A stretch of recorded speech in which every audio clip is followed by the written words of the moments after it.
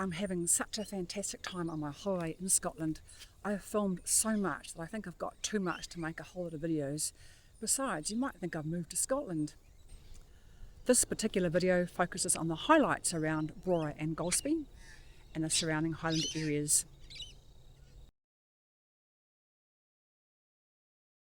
On the way to Dunrobin is this castle ruin, built in the 1200s with a classic medieval architecture.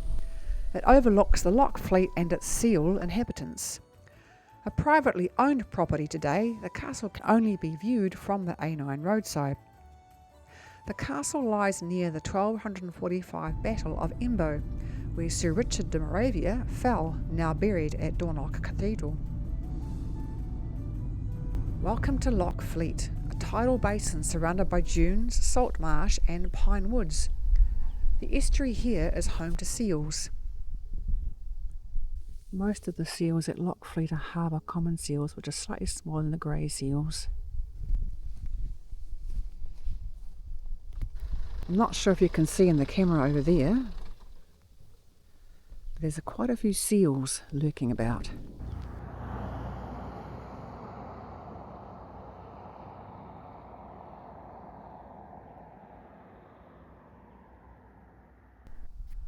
And there's the Duke of Sutherland statue in the distance there on that hill.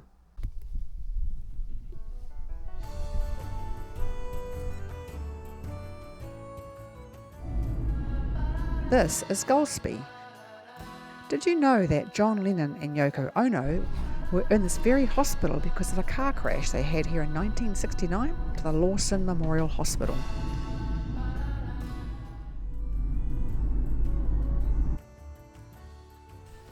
Just north of Golspie is Dunrobin Castle, a striking historic castle with its origins dating back the 1200s. Perched on the northern coast, you can see the sweeping views of the Moray Firth. Built over 700 years ago, Dunrobin Castle was the seat of the Earls and later Dukes of Sutherland. It's a tourist destination, so there's heaps of people here.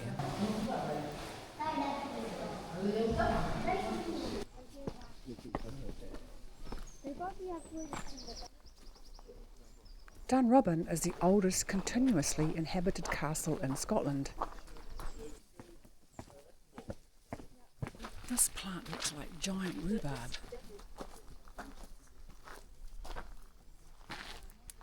Oh look, no people.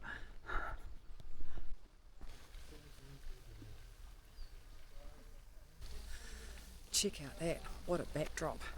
You wouldn't want to touch that. Look at the size of those leaves. The giant rhubarb leaves can reach up to 2 metres. That's about 6 to 7 feet. All right, the Pictish Trail. Discover here in the Dunrobin Castle Museum a fine collection of Pictish stones dating back to around 1500 years. All right, the Picts. The collection at Dunrobin is famous for its Pictish symbol stones, another uniquely Scottish feature. Early man evolved some 2 million years ago in Africa and in the Far East. In southern Britain, man's development can be traced back to about 250,000 years. Such stones were carved between the 5th and 8th centuries AD. The Picts were descendants of the Iron Age Celts, the Broch builders. We know nothing of where the Picts live and very little about where they were buried. You could look at that all day. Its fairy tale appearance has made it a backdrop for historical dramas and documentaries.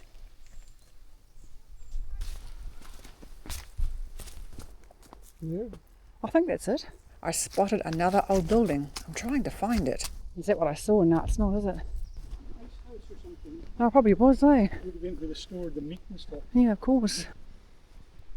Yeah. Or been block off the boats and give somebody to fly out there. Who was that guy who stole from the rich and gave the poor? Who was that? Robin Hood. That's the one. The woods remind me of Robin Hood. This is the old bridge. What's that thing on the end? Cannons for display. Big statue there. I've got to go and have a look at that. Just up the road from the castle is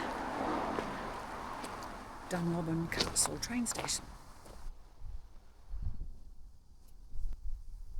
And over there is one of the Dukes of Sutherland. Dunrobin Castle Station opened in 1870 to serve the Duke's estate. Built in Scots baronial style with turrets, it once closed in 1965 but reopened in 1985. The Duke of Sutherland's railway. To boost the local economy, the third Duke planned and financed the railway from Golspie to Helmsdale. Opened 1871. Today it's a request stop and one of Britain's most picturesque small stations.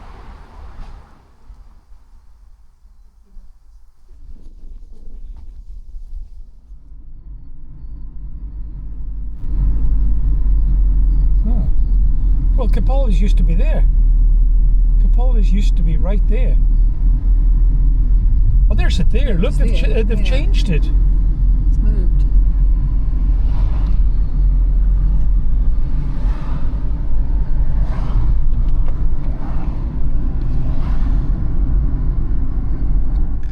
It's the main North Railway line here.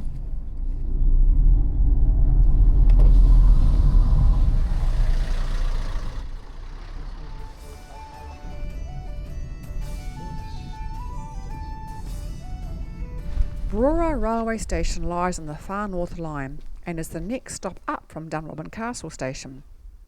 Opened in 1870 by the 3rd Duke of Sutherland's railway. The 3rd Duke was known as the Railway Duke. His deep passion and financial investment meant he often supervised the work, even driving his own engine on the line. Brora railway station 1895. Rebuilt in 1895, the station was integrated into the Highland Railway.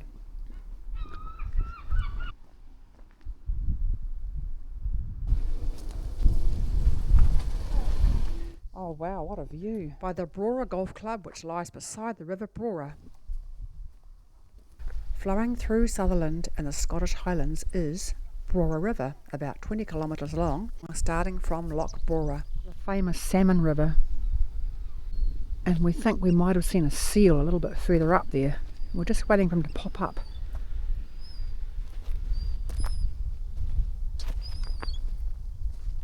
Yeah, he's come back down now. Oh, he went over there. Looks like Australian water because of the brown tinge. Brora Beach is a small golden sandy beach, apparently featuring Jurassic age rock formations.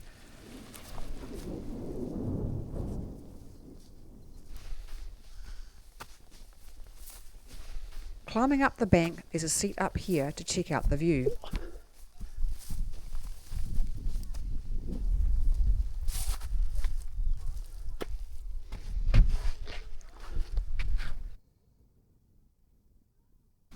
There were beach-changing sheds here some years ago. Many of these huts, though, have been lost due to coastal erosion and other factors. Remnants of these historic structures can still be seen along the shoreline. I wonder if this was one. Plenty of Scottish thistle around here.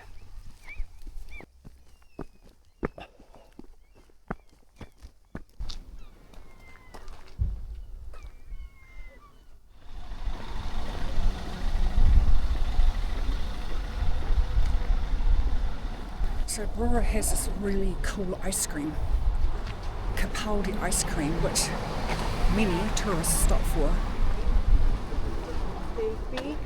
on the way through.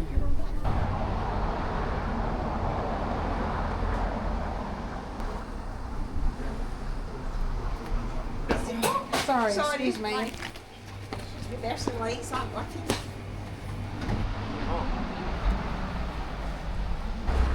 There was originally only one flavour, and it was an Italian secret recipe.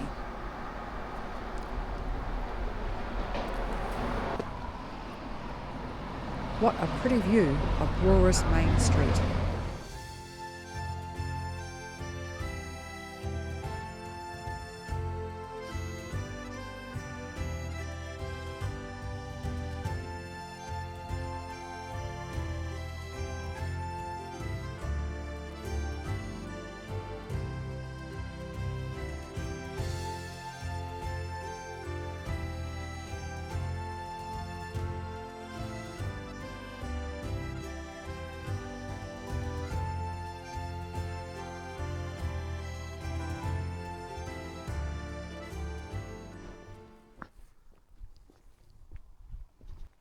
just south of Brora and just off the side of the road,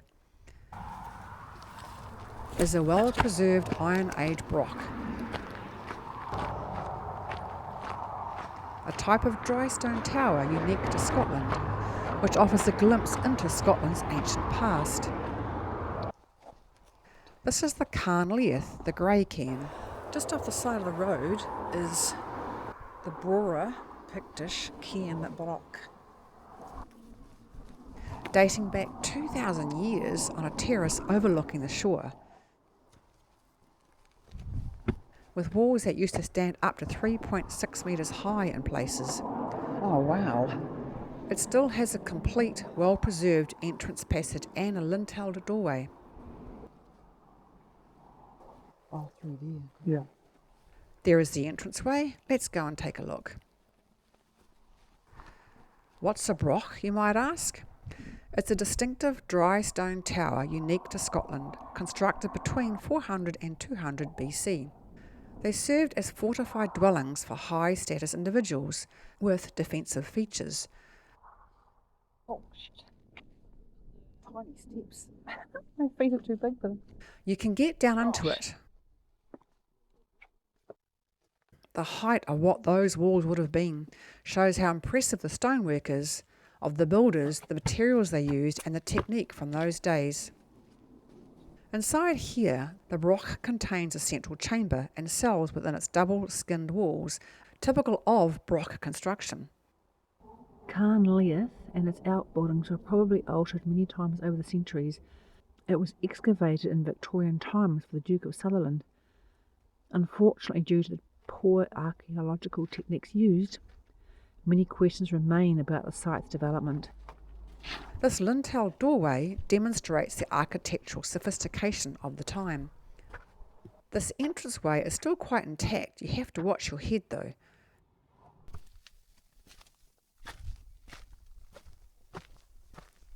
Welcome to Cairn Leith. Brochs are among Scotland's most impressive prehistoric buildings. These tall stone roundhouses date from about 2,300 to 1,900 years ago and are mainly found in north and west Scotland. You can see how tall they would have been, the size of the people compared to the building.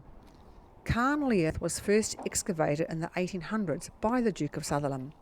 It was thought at the time to be some sort of burial mound or cairn. As it was cleared away, the broch you see today emerged from the build-up of earth.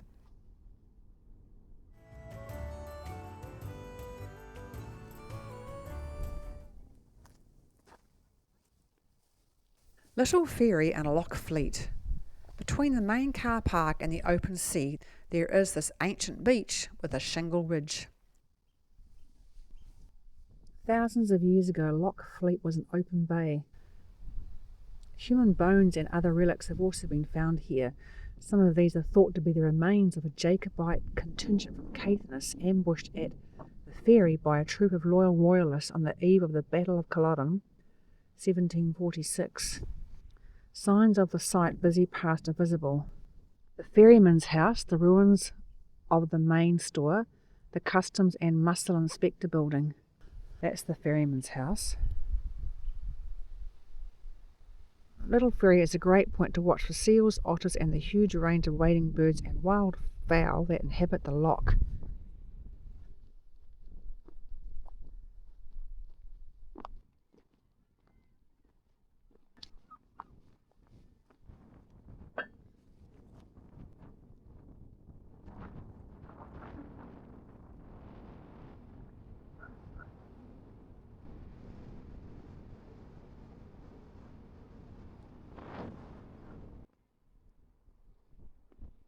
I don't think there's any otters or seals out there today.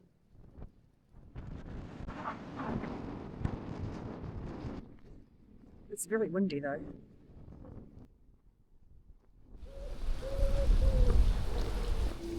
In memory of Elizabeth, Duchess, Countess of Sutherland.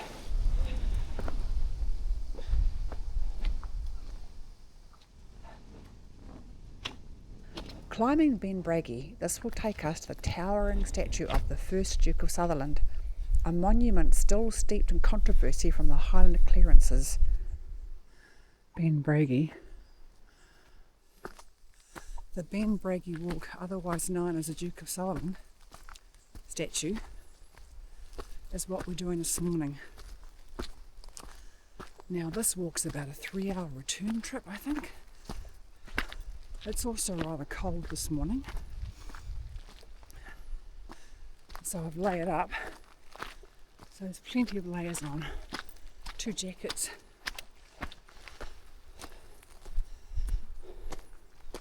The Ben Bhraggie walk starts in Golspie.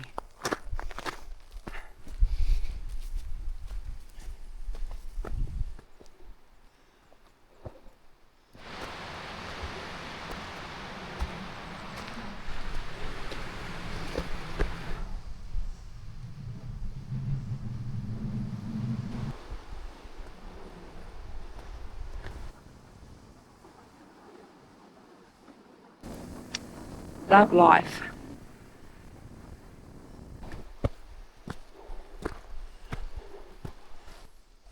Apparently this is the easy bit.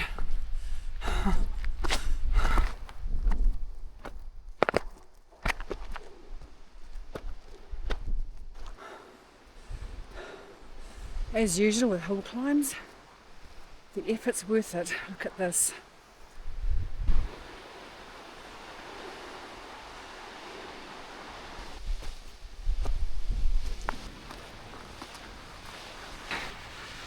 There's another view from a bit higher up. You can see how windy it is.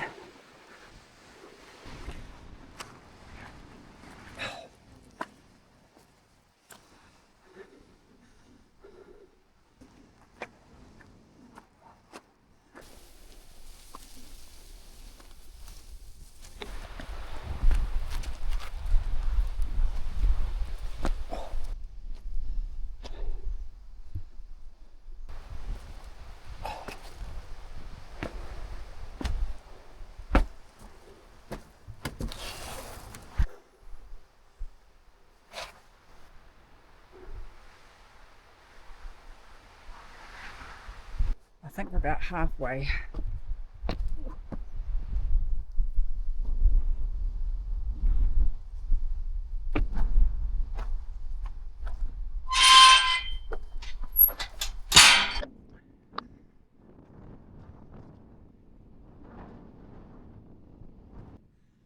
It's a shame it's such a cloudy day. And that's looking down over the town of Golspie. The end is in sight. This statue on Ben Bhraggie represents the first Duke of Sutherland, infamous for the Highland clearances that drove thousands from their homes in the early 1800s. His legacy was one of bitterness and loss. This last bit's quite windy.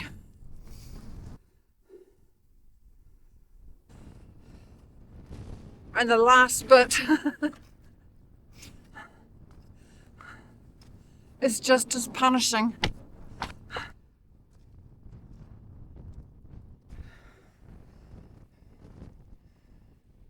Every second week was our cross-country run up here at gym PE time. I remember this bit like it's hard out. It's bitterly cold up here. My ears are freezing. The Duke statue looks out to Little Ferry, Golspie, Brora and behind over to Ben Withus. So this is the worst bit. Here goes.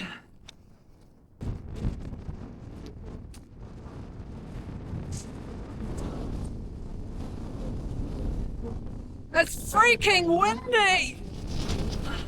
100 metres high, 30 feet. Duke of Sutherland, responsible for the Highland clearances, isn't he? It's George Granville, 1758 to 1838, of loved, reverend and cherished memory, erected by his tenantry and friends. The tenants that he evicted. Yeah. A bit controversial, I think.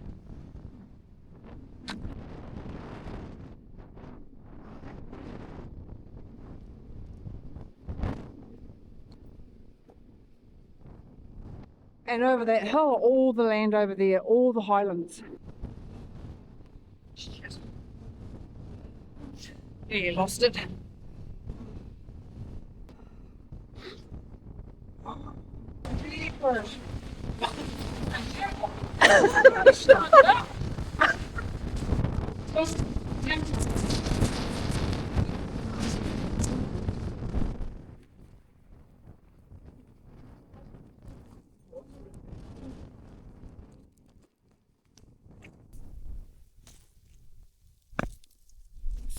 Well, that's better.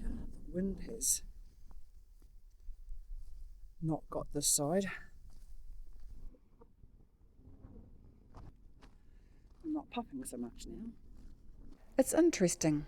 The second Duke invested in harbours, roads and schools, and the third Duke financed the railway. It's almost as if they were trying to make amends for what the first Duke had done. And there's a track here for the mountain bikes also, the Duke's Hazard.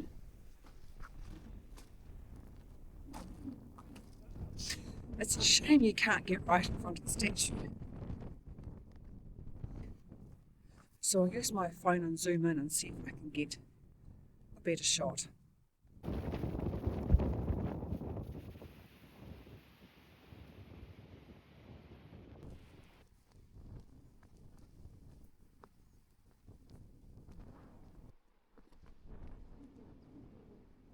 It's almost easier going up.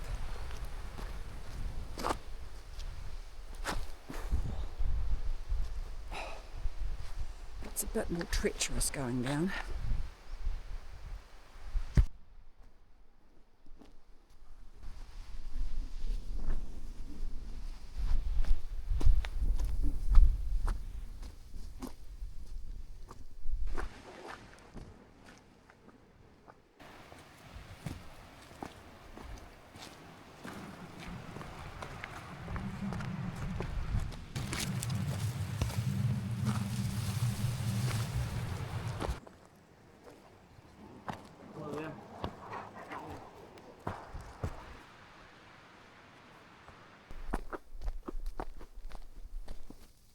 So that was the walk up to Ben Bhraggie, the Duke of Sutherland statue.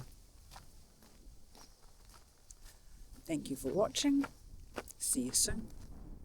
Remember, for more regular updates of the videos, please remember to like and subscribe.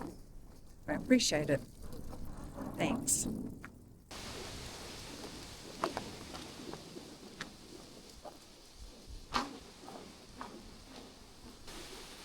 Here it is, Duke of Sutherland statue.